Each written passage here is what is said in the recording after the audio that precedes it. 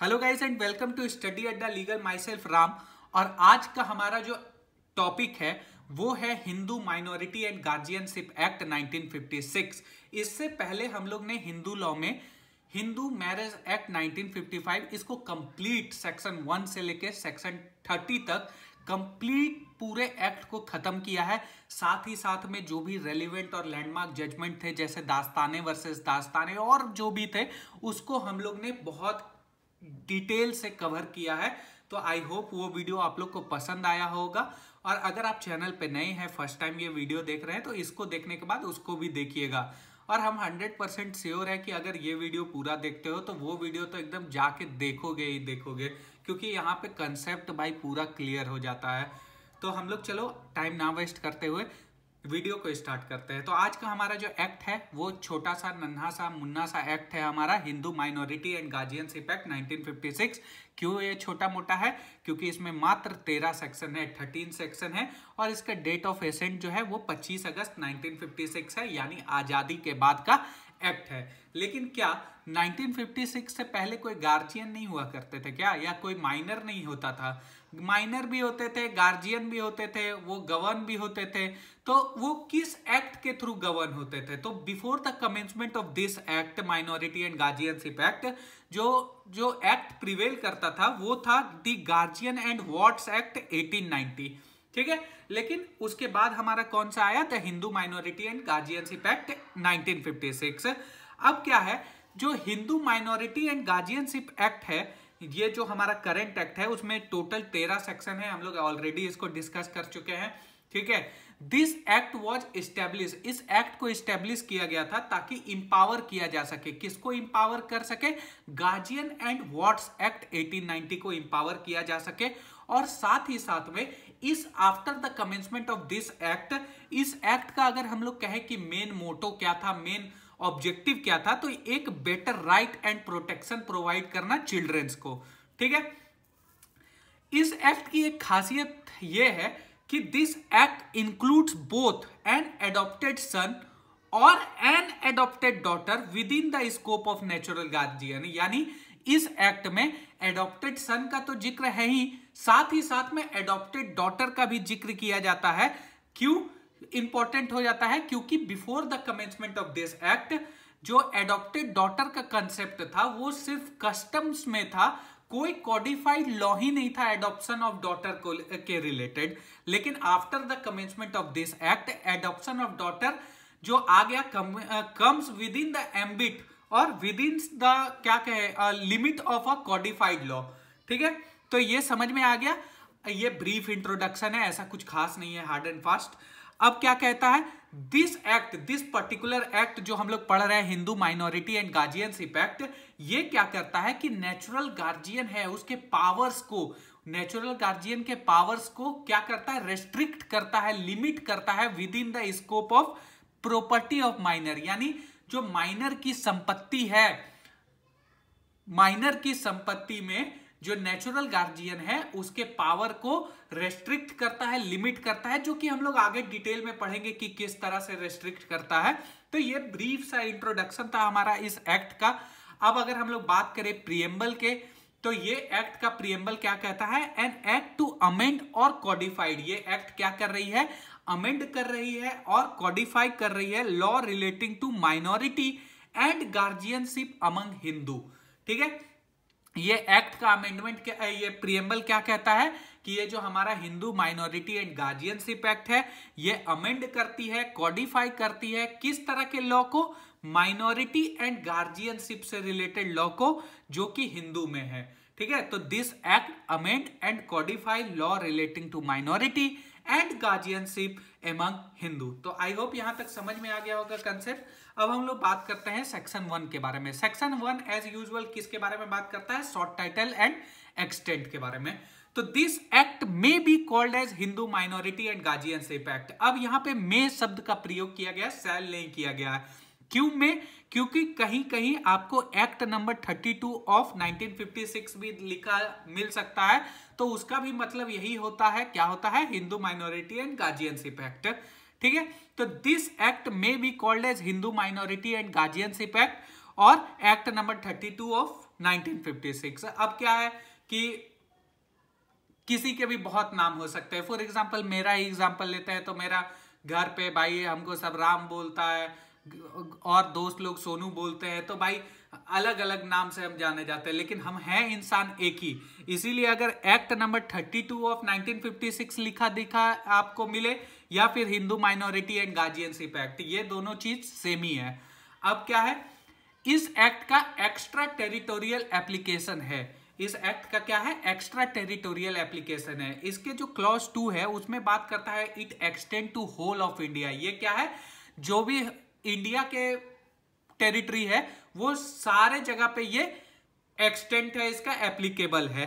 ये और कहां एप्लीकेबल है, क्योंकि ये बात करता है एक्स्ट्रा टेरिटोरियल एप्लीकेशन। इसका मतलब समझो कि दिस पर्टिकुलर एक्ट हमारा जो है Hindu minority and guardianship act applies to those Hindu domiciled in India and even if they reside outside the India. मतलब जो हमारा particular Hindu minority and guardianship act है, एक वो लोग पे भी एप्लीकेबल है जो कि डोमिसाइल्ड है इंडिया के, लेकिन वो बाहर रह रहे हैं, इंडिया से बाहर रह रहे हैं, उन लोगों पे भी ये एप्लीकेबल होगा। ठीक है, तो हमारा जो हिंदू लॉ है, Hindu minority and guardianship act है, वो तो होल ऑफ इंडिया इसका एक्सटेंट है। साथ ही साथ में वैसे लोग पे भी एप्लीकेबल है जो कि इंडिया में डोमिसाइल्ड है लेकिन वो बाहर रह रहे हैं। फॉर एग्जाम्पल एनआरआई है, ठीक है, वो इंडिया का डोमिसाइल्ड है लेकिन वो बाहर रह रहा है, ठीक है, फॉरेन कंट्री में रह रहा है, तो these acts are also applicable for them. ठीक है, अब हमारा बात करता है सेक्शन 2 के बारे में। सेक्शन 2 हमारा बात करता है act 2 supplemental to act 8 of 1819। अब देखो हम जो एग्जाम्पल दिए कि देखो भाई कहीं कहीं पे तुमको एक्ट दिया जाता है, उसका नाम नहीं लिखा रहता है, तो देखो इसीलिए ये जरूरी हो जाता है कि उसका एक्ट को भी याद रखा जाए कि कौन सा एक्ट है वो। ठीक है, सेक्शन 2 इसका क्या कहता है, act to be supplemental to act 8 of 1890। ये क्या कह रहा है कि जो हमारा Hindu minority and guardianship act है, ये shall be in addition to.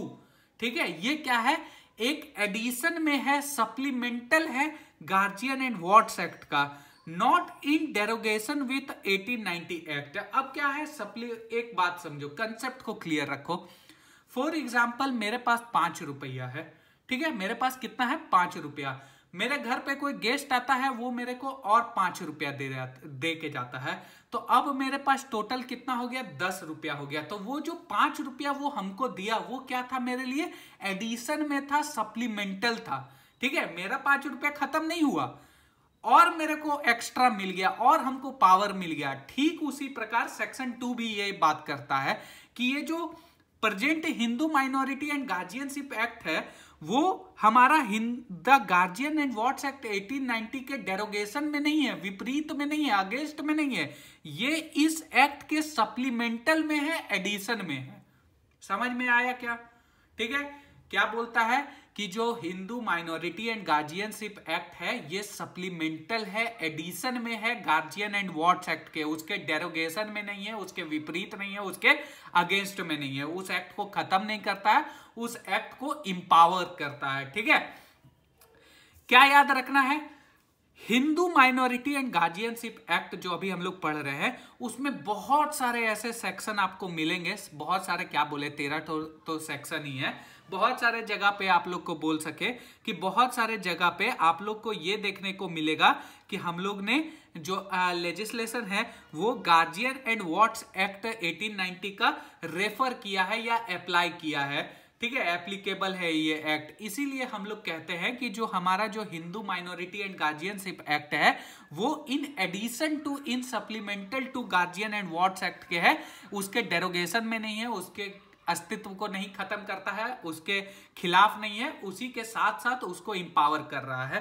ठीक है, so Hindu minority and guardianship act is a supplemental law. ठीक है, ये एक तरह का सप्लीमेंटल लॉ है, सप्लीमेंट्री लॉ है। ठीक है, ये एडिशन में है, कोई डेरोगेशन में नहीं है, हमारे गार्जियन एंड वार्ड्स एक्ट 1890 के। तो कंसेप्ट क्लियर रखो, समझ में आते रहेगा। ठीक है, सेक्शन 2 तक तो आई होप अच्छे से समझ में आ गया होगा, राइट। अब हम लोग बात करते हैं सेक्शन 3 के बारे में। सेक्शन 3 जो है हमारा Hindu minority and guardianship act का, ये क्या है, ये सेम है भाई। देखो हम लोग हिंदू मैरिज एक्ट पढ़े, हिंदू सक्सेशन एक्ट पढ़े, ठीक है, Hindu adoption and maintenance act पढ़े, ये सब में जो है एप्लीकेशन ऑफ एक्ट यानी हु इज हिंदू जो हम लोग बेसिकली कहते हैं वो सब में सेम है मोटा मोटी, ठीक है, मोटा मोटी क्या कंप्लीट सेम है। लेकिन इसमें एक चीज का डिफरेंस हो जाता है क्या, तो यहाँ पे नोट करके तुम लोग लिख लो कि Hindu marriage act, Hindu adoption and maintenance act और हिंदू सक्सेशन एक्ट के सेक्शन 2 में इसका जिक्र है और Hindu minority and guardianship act के सेक्शन 3 में ये जिक्र किया गया है। तो ये 3 एक्ट में ये सेक्शन 2 में है और Hindu minority and guardianship act में सेक्शन 3 में इसको दिया गया है एप्लीकेशन ऑफ द एक्ट। अब कहता है कि हु इज हिंदू, हम लोग हिंदू मैरिज एक्ट जब पढ़े थे इसको डिटेल में पढ़े थे, लेकिन अभी भी हम लोग इसको कवर करते हैं, ठीक है, रिवाइज हो जाएगा एक बार। तो हिंदू कौन है, तो for the purpose of who is Hindu we classified into 3 major category such as Hindu by birth, Hindu by religion और अदर्स। हिंदू बाय बर्थ में हम लोग क्या देख रहे हैं कि अगर किसी के माता पिता दोनों हिंदू है और उसका बच्चा चाहे लेजिटिमेट हो या इलेजिटिमेट हो, वो बच्चा भी हिंदू होगा। क्या बोले कि अगर किसी हिंदू का माता पिता दोनों हिंदू है, ठीक है, बोथ पेरेंट अगर हिंदू है और उसका बच्चा जो होगा चाहे वो लेजिटिमेट हो या इलेजिटिमेट हो, वो बच्चा भी क्या होगा, हिंदू होगा।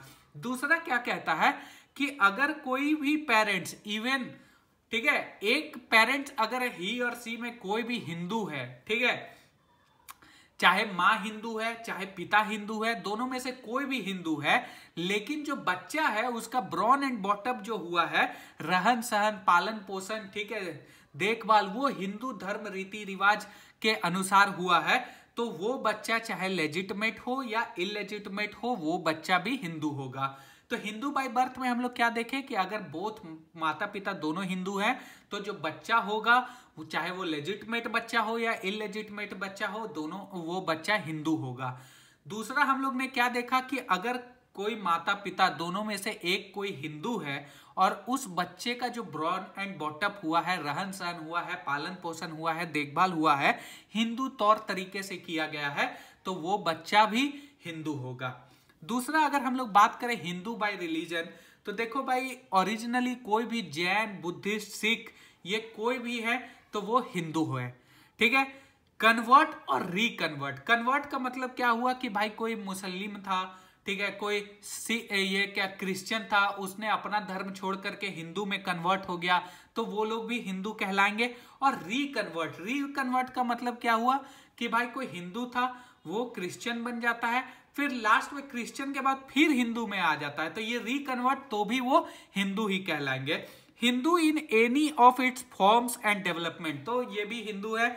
वैरस्वा, लिंगायत, ब्रह्मो, प्रार्थना समाज और फॉलोअर ऑफ आर्य समाज, तो आर्य समाज, प्रार्थना समाज, ब्रह्मो समाज, लिंगायत, वैरस्वा, तो ये सब के जो भी फॉलोअर्स होंगे वो लोग भी हिंदू होंगे। अब जो अदर्स के बारे में बात करता है, ये हमारा हिंदू लोग का एम्बिट को बहुत वाइड प्रोवाइड करता है, वाइड डायरेक्शन स्कोप प्रोवाइड करता है। क्या कहता है कि अगर कोई व्यक्ति टेरिटरी ऑफ इंडिया में रह रहा है, ठीक है, किस टेरिटरी पे, जहां पे ये एक्ट एप्लीकेबल है, और वो व्यक्ति ना ही मुस्लिम है, ना ही पारसी है, ना ही ज्यू है, ना ही क्रिश्चियन है, तो भाई वो व्यक्ति कौन होंगे, हिंदू होंगे। वैसा व्यक्ति जो कि मुस्लिम नहीं है, पारसी नहीं है, ज्यू नहीं है, क्रिश्चियन नहीं है, वो व्यक्ति भी हिंदू होंगे। अब इस जब एक्ट में पढ़ोगे ना, हमने यहाँ पे नहीं लिखा है, इंपॉर्टेंट नहीं है, ठीक है, लेकिन जब एक्ट में पढ़ोगे ना, वहां पे ये लिखा है कि अगर कोई व्यक्ति प्रूव कर दे, प्रूव लिखा होगा कि प्रूव कर दे कि भाई हम हिंदू नहीं है, ठीक है, मेरा कस्टम और यूजेस दूसरा है, तो भाई उसको नहीं माना जाएगा। ये एक्ट में हमारा कहा गया है, ठीक है, यहां तक समझ में आ गया। अब इसका जो क्लॉज 2 है, हमारा सेक्शन 3 का क्लॉज 2, ये non applicability of act to ST community के बारे में बात करता है। क्या बोलता है कि जो करंट हमारा Hindu minority and guardianship act है, वो किसके ऊपर एप्लीकेबल नहीं होगा, तो member of the scheduled tribe, scheduled tribe के मेंबर्स पे ये हमारा जो एक्ट है वो एप्लीकेबल नहीं होगा with in the meaning of article 366 sub clause 25। जो आर्टिकल 366 के सब क्लॉज 25 में शेड्यूल्ड ट्राइब के बारे में बताया गया है, उसके ऊपर ये हमारा Hindu minority and guardianship act applicable नहीं होगा अनलेस कब, अगर central government by it's official notification gadget में बोल दे कि हाँ भाई अब इस पे भी एप्लीकेबल होगा तो होने लगेगा, ठीक है, अनलेस एंड अनटिल। लेकिन तब तक जब तक ये सब सेंट्रल गवर्नमेंट नहीं करता है तब तक ये जो हमारा एक्ट है वो उन लोगों पे शेड्यूल्ड ट्राइब पे एप्लीकेबल नहीं होगा जो कि with in the ambit of with in the meaning of article 366 of sub clause 25 के अंतर्गत आते हैं। इसका 2A जो है वो क्या कहता है कि nothing contained in this act shall apply to the renoncants of the UT of Pondicherry, यानी यूनियन टेरिटरी ऑफ पौंडीचेरी के रेनोकेंट्स जो हैं उनके ऊपर ये एप्लीकेबल नहीं होगा, ठीक है। तो ये समझ में आ गया यहां तक। अब एक केस है, केस कुछ बहुत बड़ा बात तो नहीं बोलता, ये हम लोग का जो है रिटन लॉ में साफ साफ लिखा हुआ है। केस का नाम है Krishnan Kumari versus the palace administration board, 26 फरवरी 2009 का केस है, ठीक है। इस केस में यही कहा गया कि एनी चाइल्ड, चाहे वो लेजिटिमेट हो या इलेजिटिमेट हो, whose parents are Hindu would be a Hindu, कि भाई कोई भी बच्चा हो चाहे वो लेजिटिमेट हो या इलेजिटिमेट हो, अगर उसके माई बाप जो है उसका हिंदू है तो भाई वो बच्चा भी क्या होगा, हिंदू होगा। समझ में आया कि यहां तक। अब हम लोग बात करते हैं सेक्शन 4 के बारे में। सेक्शन 4 बात करता है डेफिनेशन क्लॉज के बारे में। डेफिनेशन देखो इसमें ज्यादा नहीं देखने को मिलेगा, 3 डेफिनेशन है और छोटा मोटा डेफिनेशन है।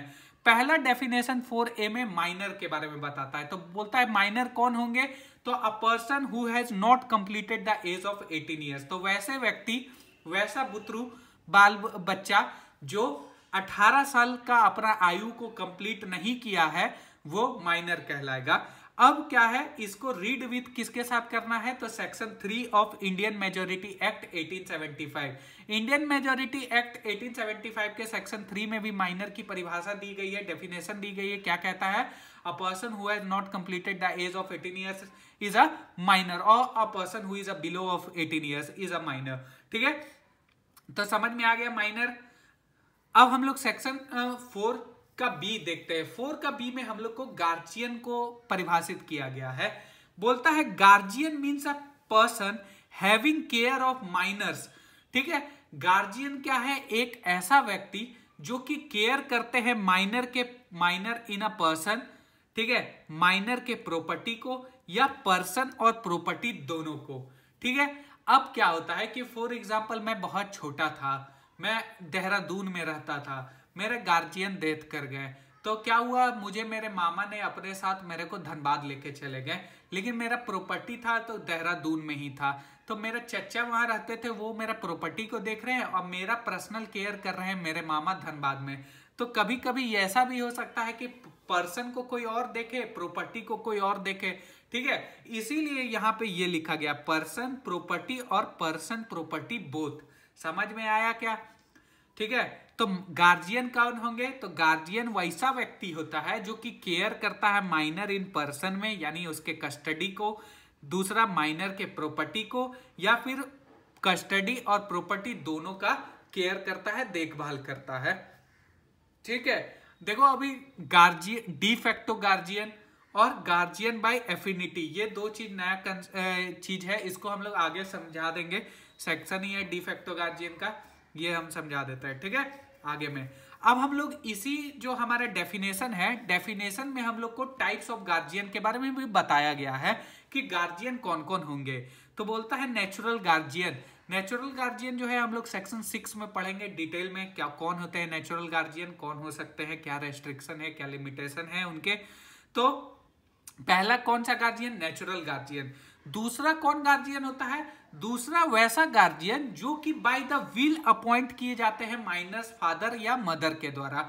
अब फॉर एग्जांपल हमको लग रहा है कि अब हम दोनों मरने वाले हैं, हस्बैंड एंड वाइफ, ठीक है, फादर एंड मदर। वो बोला कि अरे भाई मरने से पहले क्या करते हैं, अपने बाबू के लिए विल बना देते हैं और उसमें रवि का नाम लिख देते हैं, कोई सो कॉल्ड पर्सन है उसका नाम लिख देते हैं। अब मेरे मरने के बाद वही उसको देखभाल करेगा, उसका संपत्ति का देखभाल करेगा, वो मेरा बहुत अच्छा दोस्त है। ठीक है, तो क्या हुआ कि ऐसा, इसको क्या कहते हैं, टेस्टामेंट्री गार्जियन। टेस्टामेंट्री गार्जियन का मतलब क्या हुआ कि वैसा गार्जियन जो कि विल के द्वारा अपॉइंट किया गया है माइनर ओरिजिनल फादर या मदर के द्वारा। ठीक है, तीसरा, गार्जियन अपॉइंटेड और डिक्लेयर्ड बाय द कोर्ट, वैसे गार्जियन जो कि कोर्ट के द्वारा अपॉइंट किए गए हैं या कोर्ट के द्वारा डिक्लेयर किए गए हैं। चौथा जो बात करता है वो क्या करता है कि a person who is empowered to act as a guardian under any law relating to courts of wards. क्या कहता है चौथा, कि कोई ऐसा व्यक्ति जिसको एम्पावर्ड किया गया है, ठीक है, कि आप गार्जियन के रूप में काम कीजिए under the any law relating to the courts of wards. ठीक है, कोई भी कोर्ट्स ऑफ वर्ड्स के लॉ के रिलेटिंग, एक्ट के रिलेटिंग किसी ऐसे व्यक्ति को अगर ये एम्पावरमेंट दिया गया है, एम्पावर किया गया है कि आप इस व्यक्ति के गार्जियन के रूप में काम कीजिए, तो वैसे भी व्यक्ति गार्जियन हो सकते हैं।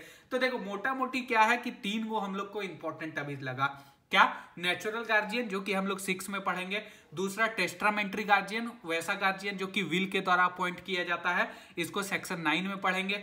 तीसरा, गार्जियन जो कि कोर्ट के द्वारा अपॉइंट किए जाता है या डिक्लेयर कर दिया जाता है। और चौथा, वैसा व्यक्ति जिसको एम्पावर किया गया है किसी एक्ट के द्वारा कि आप गार्जियन के रूप में काम कीजिए under any law relating to the courts of wards. तो ये उतना कुछ खास नहीं है। गार्जियन का मतलब समझे, गार्जियन वैसा व्यक्ति, ऐसा पर्सन जिसको केयर मिला है, केयर करने को मिला है माइनर का पर्सन, प्रॉपर्टी या पर्सन प्रॉपर्टी बोथ। समझ में आया क्या? चलो अब हम लोग इसका तीसरा जो डेफिनेशन है, ये डेफिनेशन क्यों डाला हमको समझ में नहीं आ रहा भाई, ऐसा ही फालतू का जगह घेरता है लोग। 4C में बोलता है नेचुरल गार्जियन, बोलता है नेचुरल गार्जियन कौन होंगे, तो बोलता है नेचुरल गार्जियन हम नहीं बताएंगे, जाइए 6 में पढ़िए, यही बोला है, डेफिनेशन पढ़ो। It means any of the guardian mentioned in section 6। तो भाई तुम काहे लिखे इसको, हम सेक्शन 6 में नहीं पढ़ लेते हैं, क्या बोले भाई। ठीक है, लेकिन याद रखना 4C में नेचुरल गार्जियन को डिफाइन किया गया है, और क्या डिफाइन किया गया है कि मेरे को मत पढ़ो, जाके 6 में पढ़ो। तो हम लोग 6 पढ़ेंगे, इसको नहीं पढ़ते हैं। ठीक है, उससे पहले आता है सेक्शन हमारा 5। सेक्शन 5 क्या कहता है, overriding effect of the act. क्या बोल रहा है कि भाई जो ये हमारा करंट एक्ट है, Hindu minority and guardianship act, ये ओवरराइडिंग इफेक्ट के साथ आया है। ओवरराइडिंग इफेक्ट का मतलब कि भाई कोई भी टेक्स्ट, कोई भी रूल, कोई भी interpretation of the Hindu law और एनी कस्टम और usages before the commencement of Hindu minority and guardianship act shall be inconsistent with any provision consent in this act shall cease. ठीक है, क्या कह रहा है ये समझो, कुछ लंबा चौड़ा नहीं है, बस कंसेप्ट समझो। ये कह रहा है कि भाई Hindu minority and guardianship act आने से पहले कोई भी टेक्स्ट, कोई भी रूल, कोई भी interpretation of the Hindu law, चाहे वो कस्टम हो, यूजेस हो, या कोई भी inconsistent with any provision content in this act, वो सारे चीज को सीज कर दिया गया है, खत्म कर दिया गया है। अब जो हमारा ये एक्ट आ गया है उसके बाद सिर्फ यही एप्लीकेबल होगा, कोई भी टेक्स्ट, रूल, इंटरप्रिटेशन ऐसा कुछ एप्लीकेबल नहीं होगा, उस सब चीज को सेल सीज कर दिया गया है। इसीलिए इसको कहा ओवरराइडिंग इफेक्ट के साथ आया है, यानी इससे पहले जो भी था उसको ओवरराइड कर दिया है, उसको सीज कर दिया है। ठीक है, before the commencement of Hindu minority and guardianship act any text, rule और इंटरप्रिटेशन ऑफ हिंदू लॉ और एनी कस्टम और यूजेज, ठीक है, सेल सीज और any law inconsistent with the any provision content in this act. अगर कोई भी प्रोविजन, कोई भी इस एक्ट के इनकंसिस्टेंट हो, विपरीत हो, तो वो भी सीज हो जाएगा। ठीक है, इसीलिए इसको कहते हैं जो दिस एक्ट है इसका ओवरराइडिंग इफेक्ट है। ठीक है, ऐसा कुछ ऐसा ही नहीं है कि भाई बहुत इंपॉर्टेंट सेक्शन है। समझ में आ गया तुम लोग को, आगे बढ़ो। ठीक है, सेक्शन 6 नहीं समझ में आएगा कमेंट कर दीजिएगा। ठीक है, कि हाँ सर ये वाली टॉपिक नहीं समझ में आई, ये आप मैं नेक्स्ट वीडियो डालूंगा उसको कंप्लीट करूंगा। ऐसा नहीं कि भाई एकदम टीचर वाला माहौल बना देना कि भाई हमको नहीं समझ में आ रहा है तो मन मार के रह लिए, हम लोग बाद में पढ़ेंगे तो समझेंगे। सीधे लिखना, ठीक है। तुम लोग के वजह से क्या होता है ना कि हम भी पढ़ते हैं, मेरा भी मान के चलो 2 बार पढ़ लिए तो कंसेप्ट क्लियर हो जाता है, मेरा भी, ठीक है। तो हम कोई टीचर वीचर तो है नहीं कि हाँ भाई हम भी स्टूडेंट ही है, तो तुम लोग साथ में मिलके पढ़ेंगे, कंसेप्ट क्लियर करेंगे, ठीक है। चलो अब यहां तक नेचुरल गार्जियन का बार बार बात आ रहा था कि सेक्शन 6 पढ़ना है, तो चलो हम लोग सेक्शन 6 में अब पढ़ते हैं natural guardian of a Hindu minor. अब natural guardian of a Hindu minor, इसको पढ़ने से पहले क्या बोलता है, natural guardian in respect of minor person या प्रॉपर्टी, ठीक है। माइनर पर्सन या उसके प्रॉपर्टी का नेचुरल गार्जियन कौन होगा, except the joint family property, ठीक है। क्या कह रहा है, पर्सन प्रॉपर्टी पे तो हो सकता है लेकिन ज्वाइंट फैमिली प्रॉपर्टी पे एक्सेप्शन है इसका। क्यों है, क्योंकि भाई देखते हैं ज्वाइंट फैमिली प्रॉपर्टी में क्या होता है, कर्ता जो होता है, हेड ऑफ द फैमिली, वो मेन हो जाता है, ठीक है। तो वहां पे हमारा ये काम नहीं करता है। क्या कहता है, नेचुरल गार्जियन कौन होंगे, माइनर पर्सन ऑफ प्रॉपर्टी के। बोलता है अगर कोई माइनर लड़का है, माइनर बॉय है और कोई अनमैरिड गर्ल है तो उसका पहला नेचुरल गार्जियन उसका पिता होता है, बाबूजी होते हैं, और उनके बाद आफ्टर हिम मदर होती है। अब देखो ये आफ्टर हिम को घेरा लगा लेना, आफ्टर हिम ये इसलिए इंपॉर्टेंट हो जाता है क्योंकि इस पे बहुत बवाल उठा था। बवाल इन द सेंस कि आफ्टर हिम का मतलब क्या, कि after the death of the father, मतलब पिताजी के मरने के बाद मां बनेगी नेचुरल गार्जियन, क्या है इसका मतलब, इसका इंटरप्रिटेशन क्या होगा आफ्टर हिम। तो एक जजमेंट से क्लियर हुआ था, उसको पढ़ेंगे, ठीक है। उससे पहले इसका एक प्रोवाइजो है, उसको समझ लो। क्या कहता है, अगर कोई माइनर लड़का है और कोई अनमैरिड गर्ल है तो उसका नेचुरल गार्जियन, पहला नेचुरल गार्जियन कौन होगा, उसका पिता होगा, और आफ्टर हिम उसके बाद उसकी मां होगी, ठीक है। Provided that if the child is less than 5 years of the age. Proviso क्या कहता है इसका, कि अगर कोई बुतरू है, कोई बच्चा है, उसका जो एज है 5 साल से कम है, तो उसका जो कस्टडी होगा, ऑर्डिनरली अगर आमतौर पे बात करें तो उसके मदर पे होगा, ठीक है। मदर ही उसके कस्टडी में रहेगी, मदर के कस्टडी में वो बच्चा रहेगा, ठीक है। ये क्या कहता है, समझ में आया तुम लोग को, कि अगर कोई माइनर लड़का है और कोई अनमैरिड लड़की है, ठीक है, तो उसका पहला नेचुरल गार्जियन उसका पिता होता है और उसके बाद आफ्टर हिम उसकी मदर होती है। प्रोवाइजो क्या कहता है, अगर कोई बच्चा 5 साल से कम है तो उसका जो कस्टडी होगा उसकी मां के पास होगा। अब हम लोग बात कर रहे थे आफ्टर हिम की। आफ्टर हिम से इंपॉर्टेंट लैंडमार्क जजमेंट है गीता हरिहरन वर्सेस आरबीआई 1999 का ये केस है। In this case, Supreme Court held that the word after in section 6A cannot be interpreted to mean after the life of father, ठीक है। क्या कह रहा है, जो सेक्शन 6A में आफ्टर लिखा हुआ है वर्ड, इसका ये मतलब नहीं हुआ कि पिता के मरने के बाद, इसका ये मतलब होता है कि in the absence of her father, ठीक है। अगर उसके पिता के एब्सेंस में, अनुपस्थिति में उसकी मां होगी, ठीक है। अब इसको एक एग्जाम्पल से समझो कि भाई ऐसा जरूरी नहीं है कि पिता के मरने के बाद ही नेचुरल गार्जियन उसकी मां बनेगी। फॉर एग्जांपल कोई औरत अपने बेटे के साथ इंडिया में रह रही है और उसका जो हस्बैंड है 6-7 साल से भाई एब्रॉड में काम कर रहा है, तो उसके एब्सेंस में, हस्बैंड के एब्सेंस में who is the natural guardian of that particular child, तो उसकी मां होगी, क्योंकि ये हमारा गीता हरिहरन उसको इंटरप्रेट किया आफ्टर हिम को। If the father is absent or is wholly indifferent to the affairs of the minor, then the mother will become the natural guardian of the minor. अगर फादर एब्सेंट है, in the absence of father, mother जो होगी उसकी natural guardian होगी। यही Gita Hariharan versus RBI के case में कहा गया था। तो आफ्टर हिम को घेरा लगा लो। आफ्टर हिम का मतलब ये नहीं कि death of the husband, after the him का मतलब death in the absence of, ठीक है, समझ में आया। अब इसका बी क्या कहता है, बी कहता है अगर कोई बच्चा इलेजिटिमेट है, ठीक है, इलेजिटिमेट लड़का है या इलेजिटिमेट लड़की है, अनमैरिड लड़की है, ठीक है, बिन बिहाई लड़की है, माइनर लड़की है, तो उसकी जो नेचुरल गार्जियन होगी पहले मदर होगी और आफ्टर हर उसका फादर होगा, ठीक है। अगर लेजिटिमेट बच्चा था, चाहे लड़की लड़का या फिर अनमैरिड गर्ल, तो उसका पहले नेचुरल गार्जियन फादर था और फिर उसके बाद मदर। लेकिन अगर इलेजिटिमेट लड़का है और इलेजिटिमेट अनमैरिड गर्ल है तो उसका पहला नेचुरल गार्जियन उसके मदर है और आफ्टर हिम उसका फादर होगा। ठीक है। अगर कोई मैरिड गर्ल है, ठीक है, मैरिड माइनर गर्ल है, तो उसका जो नेचुरल गार्जियन होगा वो हस्बैंड होगा उसका। ठीक है। In the case of married girl, शादीशुदा लड़की का जो नेचुरल गार्जियन होगा वो उसका हस्बैंड होगा। ठीक है। एक चीज नोट कर लो कि मुस्लिम लॉ में custody of minor married girl जो है वो मदर के पास होता है। ठीक है। तो अभी हम लोग ने क्या देखा, नेचुरल गार्जियन, ठीक है, ऑफ माइनर्स पर्सन और प्रॉपर्टी शैल बी।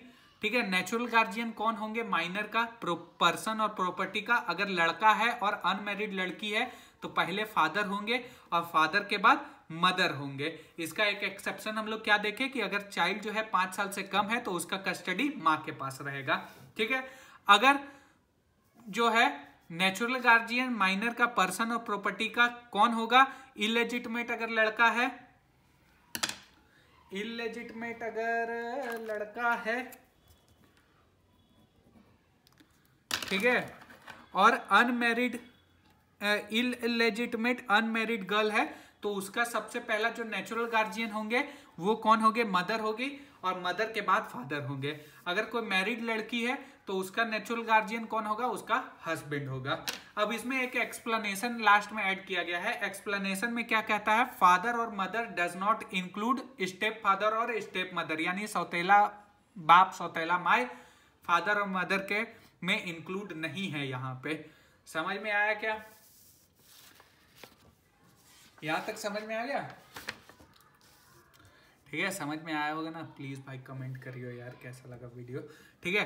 अब क्या कहता है इसी एक्ट में जो है हमारा, इसी डेफिनेशन में सेक्शन 6 में हम लोग को रिमूवल के बारे में भी बताता है कि section 6 also mention the disqualification और रिमूवल ऑफ नेचुरल गार्जियन, कि कब कोई व्यक्ति नेचुरल गार्जियन से डिस्क्वालीफाई हो सकता है या रिमूव किया जा सकता है।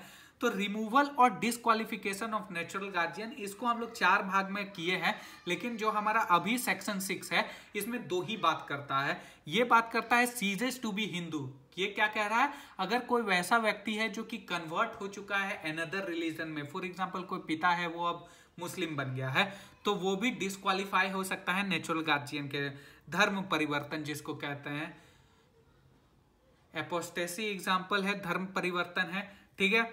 और completely and finally renounce the world, अगर कोई बाप है वो बोल दिया कि अब हम इस संसारिक मोह माया में नहीं पड़ेंगे, अब हम जा रहे हैं, अब हम ब्रह्मा जी के शरण में जा रहे हैं, अब हम अलख निरंजन हम हो गए हैं, आज से नागा साधु। ठीक है। तो भाई ऐसा भी व्यक्ति है वो डिसएंटाइटल्ड हो जाएगा, डिस्क्वालीफाई हो जाएगा, रिमूव किया जा सकता है नेचुरल गार्जियन से। अगर एग्जाम्पल, अगर कोई व्यक्ति है वो हर्मिट बन जाता है, ठीक है, वानप्रस्था, और एसेस्टिक यानी यति और सन्यासी बन जाता है, जिसको known as a civil death भी हम लोग कहते हैं, तो अपने आप को रिनाउंस कर देता है डेथ, ये कि भाई आज से हम तो भाई इन सांसारिक मोह माया को त्याग रहे हैं, तो वैसा भी व्यक्ति डिस्क्वालीफाई हो जाता है एज अ नेचुरल गार्जियन। 2 चीज और है माइनॉरिटी सेक्शन 10 में और सेक्शन 13 अगेंस्ट माइनर वेलफेयर, इसको हम लोग आगे अच्छे से डिस्कस करेंगे। यहां पे बस 2 चीज समझ लो कि कब किसी व्यक्ति को नेचुरल गार्जियन से रिमूव किया जा सकता है, डिस्क्वालीफाई किया जा सकता है। पहला सीजेस टू बी हिंदू, यानी वो हिंदू धर्म छोड़ करके कोई और रिलीजन को अपना लिया हो, धर्म परिवर्तन कर लिया हो, या दूसरा कि भाई वो कंप्लीटली और फाइनली रिनाउंस्ड हो गया वर्ल्ड से, एकदम मोह माया को बोल रहा है अब हम त्याग दिए हैं, अब हम हर्मिट बन गए हैं, वानप्रस्थ बन गए हैं, ठीक है, यति या सन्यासी बन गए हैं, नागा साधु बन गए हैं, तो वैसे कंडीशन में उसको नेचुरल गार्जियन के रूप से हटाया जा सकता है, रिमूव किया जा सकता है, डिस्क्वालीफाई हो सकता है। ठीक है। एक यहाँ पे केस आता है ABC versus state NCT of Delhi. इसमें कहा जाता है कि अनवेड मदर यानी बिन बिहाई माँ, ठीक है, जो होगी नेचुरल गार्जियन, उस तरह के बिन बिहाई माँ के जो बच्चा होगा उसका नेचुरल गार्जियन उसकी माँ ही होगी। इस केस में एक और बहुत इंपॉर्टेंट चीज कहा गया था कि दैट पर्टिकुलर लेडी जो भी होगी या जो बिन बिहाई माँ होगी, she is not bound to disclose anything about her husband, की हाँ भाई आपको किसी फॉर्म में या फिर किसी जगह पे अपने हस्बैंड का नाम को जिक्र करना है, ये सब कुछ नहीं। सी इज नॉट बाउंड, अगर नहीं करना चाहे तो नहीं करेगी, ठीक है, कहीं पे भी जिक्र नहीं करेगी। और उसको कंपेल भी नहीं किया जा सकता कि आप बताइए ही कि ये बच्चा किसका, ऐसा फॉर्म में या फिर पिता का नाम लिखना जरूरी है, ऐसा नहीं है, ठीक है। ABC versus state and city of Delhi, ये इंपॉर्टेंट हो जाता है। अगर अनवेड मदर है, बिन बिहाई माँ है, तो उस तरह के बच्चे की नेचुरल गार्जियन वही माँ होती है। और she is not bound to disclose anything about her husband, ठीक है। अब हम लोग बात करते हैं सेक्शन 7 के बारे में। सेक्शन 7 जो है, सेक्शन 6 समझ में आया तुम लोग को, ठीक है, अच्छे से आ गया होगा। नहीं आया होगा तो एक बार फिर से ना क्या करते हैं उसको बैक करके तुम लोग देख लेना, ठीक है, तो समझ में आ जाएगा। और ऐसा कुछ भी बहुत बड़ा तोप नहीं है ये एक्ट, ठीक है, कि नहीं समझ में आएगा। एक बार सुने, एक बार बेयर रीड किए, खत्म, तुम्हारा ये एक्ट खत्म है 1 घंटा में भाई, ये एक्ट खत्म है। 2 नंबर लेके जाना, फिर उसके बाद फिर आके बोलना कि अरे सर आपने पढ़ाया बहुत सही, एकदम क्लियर हो गया कंसेप्ट, ठीक है। अब बात करता है natural guardianship of adopted minor son, ठीक है। Natural guardianship of adopted minor son, ये क्या कहता है, natural guardian of adopted minor son pass from natural parent to his adopted parent. क्या कह रहा है, आफ्टर एडॉप्शन, ठीक है, मान के चलो आफ्टर एडॉप्शन जो एडॉप्टेड फादर होगा and in the absence of father adopted mother, यानी कोई नेचुरल गार्जियन था, अगर फॉर एग्जांपल पहले कंसेप्ट समझो कि कोई बच्चा है, ठीक है, उसको हम लोग एडॉप्ट कर लिए, ठीक है, क्या किए, उस बच्चे को हम लोग ने एडॉप्ट कर लिया, उस सन को एडॉप्ट कर लिया, तो क्या होगा कि नेचुरल गार्जियनशिप जो था उस ओरिजिनल, उस गार्जियन से, उस बच्चे के ओरिजिनल गार्जियन से अब जो एडॉप्टेड पेरेंट है उसके पास चला जाएगा उसका नेचुरल गार्जियनशिप।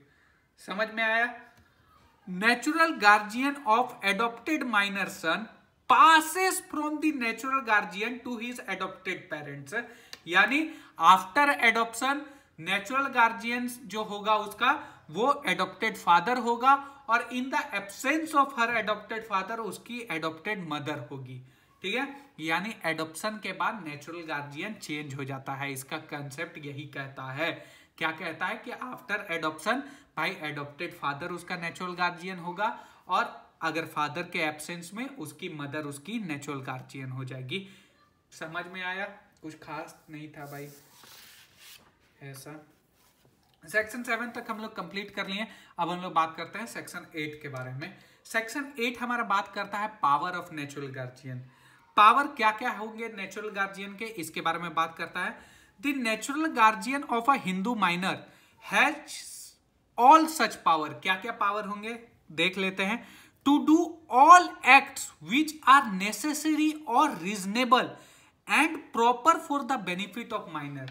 बोलता है नेचुरल गार्जियन का पावर क्या होगा, किसी हिंदू माइनर के नेचुरल गार्जियन का पावर क्या होगा, तो बोलता है कि भाई उसके पास हर वो पावर होगा, हर वो कार्य कर सकता है, हर वो एक्ट कर सकता है जो कि उस बच्चे के लिए जरूरी है, नेसेसरी है या रीजनेबल है, and for the proper for the benefit of the minor, उस बच्चे के बेनिफिट के लिए जो भी नेसेसरी चीज है, जो भी रीजनेबल चीज है, वो चीज वो गार्जियन उसका कर सकता है।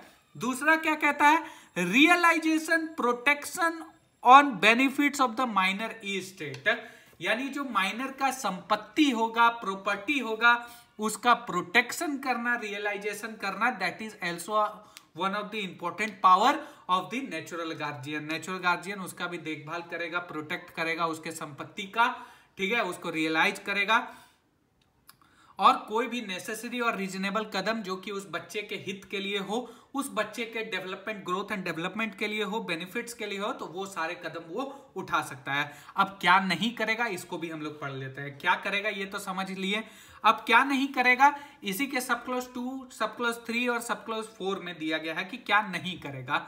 बोलता है shall not do without the permission of the court, क्या नहीं करेगा बिना परमिशन ऑफ द कोर्ट के, यानी कोई भी बच्चे की, माइनर बच्चे के प्रॉपर्टी को मॉर्गेज नहीं करेगा, चार्ज नहीं करेगा, सेल नहीं करेगा, गिफ्ट नहीं करेगा, exchange any part of the immovable property. तो ये सब चीज वो व्यक्ति without the permission of the court नहीं कर सकता है। दूसरा, lease for the more than 5 years और for more than 1 year beyond the date of majority. अगर बच्चा माइनर है तो 5 साल से ज्यादा उसके संपत्ति को लीज नहीं कर सकता है, और अगर बच्चा मेजर हो गया है, डेट ऑफ मेजोरिटी पे आ गया है, 18 साल से अधिक हो गया है, तो मैक्सिमम वो 1 साल तक ही लीज कर सकता है, उससे ज्यादा लीज नहीं कर सकेगा। तो यही सब चीज जो है क्वेश्चन तुम्हारा बनेगा।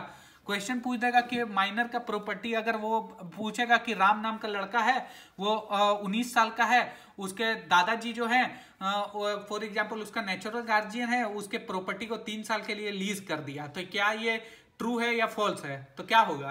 फॉल्स हो जाएगा, क्योंकि कोई जो अगर वैसा बच्चा जो कि मेजर हो चुका है उसका प्रॉपर्टी 1 साल से ज्यादा लीज नहीं किया जा सकता है, और अगर कोई माइनर है तो उसका 5 साल से ज्यादा लीज नहीं किया जा सकता है without the permission of court. ये याद रखना। तो सब क्लॉज 2 में हम लोग क्या देखें कि कोई भी व्यक्ति without the permission of the court क्या नहीं कर सकता है? मॉर्गेज नहीं कर सकता, चार्ज नहीं कर सकता, सेल नहीं कर सकता, गिफ्ट नहीं कर सकता, एक्सचेंज नहीं कर सकता any part of the immovable property of the minor. दूसरा, लीज नहीं कर सकता 5 साल से अधिक अगर बच्चा माइनर है, और अगर मेजर हो चुका है तो 1 साल से ज्यादा लीज नहीं कर सकता। समझ में आया क्या?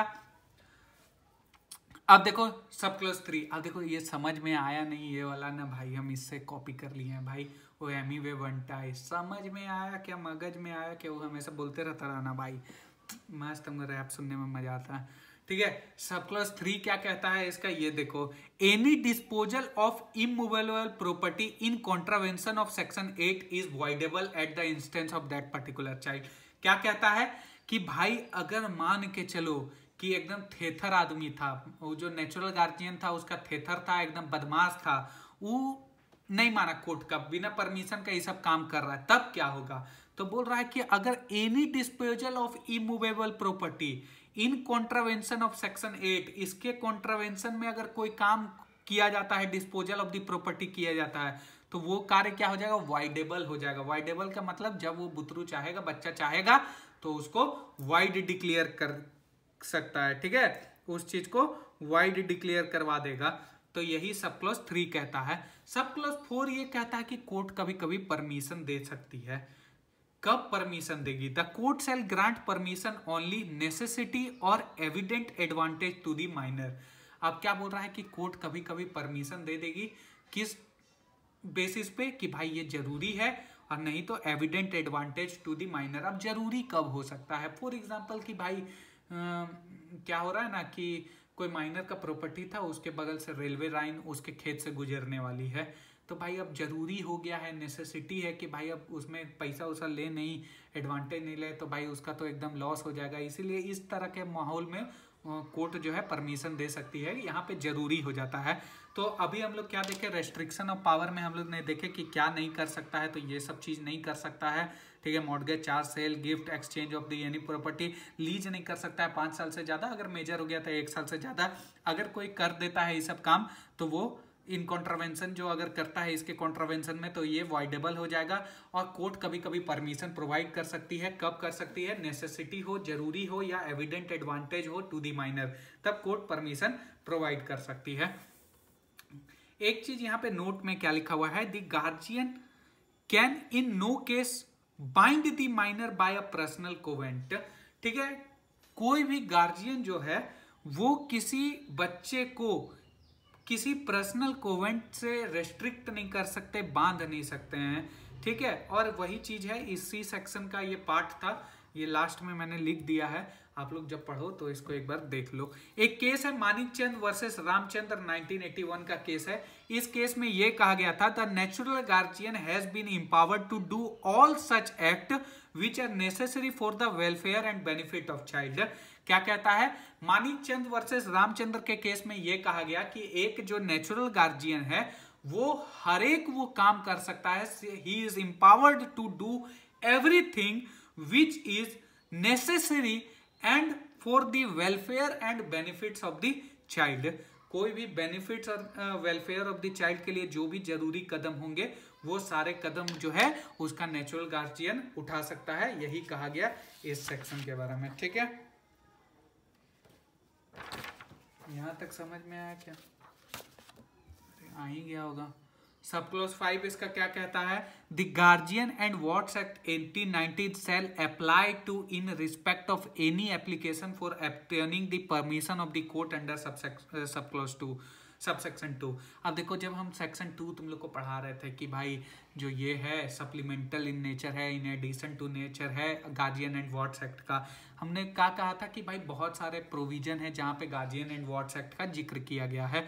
अभी देख लो एग्जाम्पल यही दे रहा है कि भाई अगर किसी को परमिशन लेना है कि भाई बच्चे के हित में, नेसेसरी में, एविडेंट एडवांटेज के लिए हमको परमिशन दीजिए, कोर्ट से अगर परमिशन लेना चाह रहा है कि हम उसका प्रॉपर्टी को सेल कर दे, उसके हित में ही होगा, तब वो जो एप्लीकेशन होगा वो किसके तहत दिया जाएगा? तो गार्जियन एंड वॉट्स एक्ट 1890 के तहत दिया जाएगा।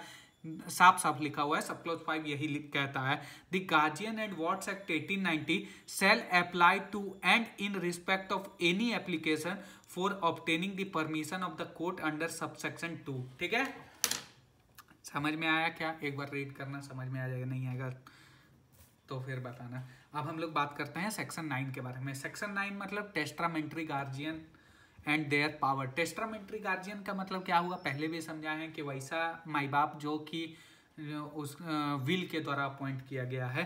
ठीक है, testamentary guardian are those guardian of minor who are appointed by the natural guardians will. ठीक है, टेस्टामेंट्री गार्जियन कैसे गार्जियन होते हैं? तो टेस्टामेंट्री गार्जियन वैसे गार्जियन हो जाते हैं जो कि नेचुरल गार्जियन ने अपने विल के द्वारा उसको अपॉइंट किया गया है, विल के द्वारा अपॉइंट किया है। ठीक है, हम मर रहे थे, हम अपना माइनर बेटा को अपने दोस्त के हवाले करके चल गए कि भाई आज से तुम भाई इसका देखभाल कर देना, भाई मेरी निशानी है ये। ठीक है, तो विल में हम कर दिए। अब क्या है? Appointed in respect of minor और माइनर प्रॉपर्टीज और इन रिस्पेक्ट ऑफ बोथ। ठीक है, अब क्या है? टेस्टामेंट्री गार्जियन को या तो माइनर या माइनस प्रॉपर्टी और इन रिस्पेक्ट ऑफ बोथ। फिर वही वाला कंसेप्ट आ जाता है। फॉर एग्जांपल हम अपना प्रॉपर्टी माइनर बच्चा को अपना एक दोस्त को दे दिए, बोले भाई तुम संभालना, और अपना जो माइनर मेरा बेटा का संपत्ति था, माइनर बेटा का संपत्ति था, उसको किसी और दोस्त को दे दिए कि भाई तुम इसको संभालना, तुम इसका प्रॉपर्टी को संभालना। ठीक है, तो ऐसा भी हो सकता है, या फिर दोनों चीज एक ही इंसान को भी दिया जा सकता है। तो ये कंसेप्ट है हमारा। अब कहता है टेस्टामेंट्री गार्जियन जो है वो कौन अपॉइंट करेगा? ठीक है, who can appoint the testamentary guardian. ठीक है, क्या कहता है? Hindu father who is natural guardian of a minor legitimate children. ठीक है, पहला कौन अपॉइंट करेगा? अगर पिताजी हैं किसी माइनर चाइल्ड के, ठीक है, तो भाई लेजिटिमेट चिल्ड्रन के जो भी पिता हैं वो by testamentary by will appoint कर सकते हैं टेस्टामेंट्री गार्जियन। दूसरा क्या कहता है? हिंदू विडो। ठीक है, in case of father is dead, अगर फादर डेड कर जाते हैं और तब उन केस ऑफ हिंदू विडो है वो इंटाइटल्ड हो जाती है act as a natural guardian, वो भी अपॉइंट कर सकती है testamentary guardian by the way of will. तीसरा, Hindu mother where father has become disentitled. अब डिसएंटाइटल्ड यहाँ पे क्या कंसेप्ट है? डिसएंटाइटल्ड मतलब वही जो हम लोग पढ़े थे कि कब डिसएंटाइटल्ड हो जाता है कि भाई हर्मिट बन जाए, ठीक है, सीजेस टू बी हिंदू, यानी हिंदू धर्म से कोई और धर्म अपना लिया है, या फिर रिनाउंस्ड हो गया है कि अब हम भाई मोह माया त्याग दिए हैं, ठीक है, हर्मिट बन गए हैं, सन्यासी बन गए हैं, तब इन केस में भी हिंदू मदर जो होगी वो कर सकती है by way of will, testamentary guardian को अपॉइंट कर सकती है। Hindu mother of minor legitimate children. ठीक है, अगर इलेजिटिमेट चिल्ड्रन है, इलेजिटिमेट माइनर चिल्ड्रन का जो बाय विल कौन अपॉइंट करेगा? Testamentary guardian. सबसे पहले उसकी मां ही अपॉइंट करेंगे। ठीक है, समझ में आया क्या? कौन कौन अपॉइंट कर सकते हैं टेस्टामेंट्री गार्जियन को? टेस्टामेंट्री गार्जियन सबसे पहले अगर लेजिटिमेट माइनर चिल्ड्रन है तो उसके पिता जो हैं होंगे वो अपॉइंट करेंगे bye the way of will testamentary guardian. अगर पिता की मृत्यु हो गई है तो जो विडो और वाइफ होगी, विडो होगी, हिंदू विडो, वो इंटाइटल्ड हो जाती है act as a natural guardian, वो अपॉइंट कर सकती है। ठीक है, अगर उसका फादर डिसएंटाइटल्ड हो जाता है नेचुरल गार्जियन से, ठीक है, वही वाला कंसेप्ट जो हरमिट या फिर ये बन जाता है, ठीक है, सन्यासी यति ये सब बन जाता है, तो भी उसकी मदर ही अपॉइंट करेगी bye the way of will testamentary guardian. अगर कोई इलेजिटिमेट माइनर चिल्ड्रन है तो पहला तो रोल उसका मदर का ही होता है, वो अपॉइंट करेगी टेस्टामेंट्री गार्जियन। अब पावर क्या होंगे टेस्टामेंट्री गार्जियन के, इसको हम लोग समझते हैं। अब क्या है, एक चीज हमेशा याद रखना, गार्जियन अपॉइंटेड बाय विल। अगर कोई फादर जो है, हिंदू फादर है, वो अपने लेजिटिमेट बच्चा के लिए विल बनाता है कि मेरे के बाद जो है ये व्यक्ति उसका गार्जियन होगा, टेस्टामेंट्री गार्जियन। तो वो विल जो है कब तक इफेक्ट में नहीं आएगा, तब तक जब तक उसकी मदर भी जिंदा है, ठीक है। क्योंकि हम लोग जानते हैं नेचुरल गार्जियन का कंसेप्ट क्या है, अगर फादर के एब्सेंस में उसकी मदर उसकी नेचुरल गार्जियन हो जाती है, ठीक है। तो अगर उसकी मदर जिंदा है और विल बना हुआ है तो मदर के मरने के बाद ही वो विल इफेक्ट में आएगा, ठीक है। तो guardian appointed by will shall have right to act as a minor guardian after the death of father and mother both, ठीक है। अगर फादर मर गया, मदर जिंदा है, तब वो विल इफेक्ट नहीं होगा। विल कब इफेक्ट हो जाएगा, जब फादर और मदर दोनों मर गई हैं, तब वो विल इफेक्ट में आएगा, फादर वाला, ठीक है। और वैसा टेस्टामेंट्री गार्जियन उस माइनर का गार्जियन के रूप में काम करता है, ठीक है। Power exercise all such power rights of natural guardian as mentioned in section 8 including restriction and limitation, ठीक है। तो जो टेस्टामेंट्री गार्जियन होगा वो हर एक पावर और राइट्स को एंजॉय करेगा एज अ नेचुरल गार्जियन, जो भी उसके पास होता है, जो कि हम लोग सेक्शन 8 में पढ़े क्या क्या पावर होता है, उसके बेनिफिट्स के लिए, रीजनेबल नेसेसिटी के लिए कुछ भी कर सकता है। लेकिन वैसा टेस्टामेंट्री गार्जियन पे भी वो रिस्ट्रिक्शन और लिमिटेशन एप्लीकेबल होगा, जो कि सेक्शन 8 में हम लोग जो रिस्ट्रिक्शन पढ़े हैं कि मॉर्गेज से लीज जो 5 साल से अधिक, ये सब जो रिस्ट्रिक्शन है वो इसके भी ऊपर एप्लीकेबल होगा। If mother dies without making the will then the father will revive, ठीक है। अब एक बात और कहता है, मान के चलो कि अगर मदर डेथ कर जाती है बिना कोई विल बनाए हुए, ठीक है, तो जो फादर का विल है वो रिवाइव कर जाएगा, ठीक है। ये क्या कंसेप्ट है, इसको समझो। फादर कोई विल बनाया, फादर के बाद उसकी मदर हो गई उसकी नेचुरल गार्जियन, वहां पे हस्बैंड का विल का कोई काम नहीं आया। माँ अगर मर गई बिना कोई विल बनाए हुए, तो जो फादर विल बनाया था वो फिर से रिवाइव हो जाएगा, रीजनरेट हो जाएगा, ठीक है, कि जो फादर बना के गया था उसके पास वो चीज, सारा चीज चला जाएगा, ठीक है। तो पावर ऑफ टेस्टामेंट्री गार्जियन समझ में आ गया कि सारे पावर राइट्स एंजॉय करेगा नेचुरल गार्जियन का, जो भी सेक्शन 8 में दिया गया है, including the restriction and limitation. जो भी रेस्ट्रिक्शन लिमिटेशन दिए गए हैं वो भी इसमें इंक्लूड किए जाएंगे, ठीक है। और गार्जियन अपॉइंटेड बाय विल ये कब इफेक्ट में आएगा, जब फादर और मदर दोनों डेथ कर जाएं उस बच्चे की। अगर फादर मर गया और मदर जिंदा है तो ये विल इफेक्ट में नहीं आएगा। तो ये सब चीज टेक्निकल है, इंपॉर्टेंट है, याद रखना।